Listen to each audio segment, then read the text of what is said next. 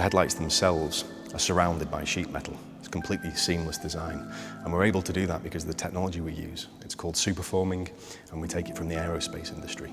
And this allowed the designers to have a lot more freedom.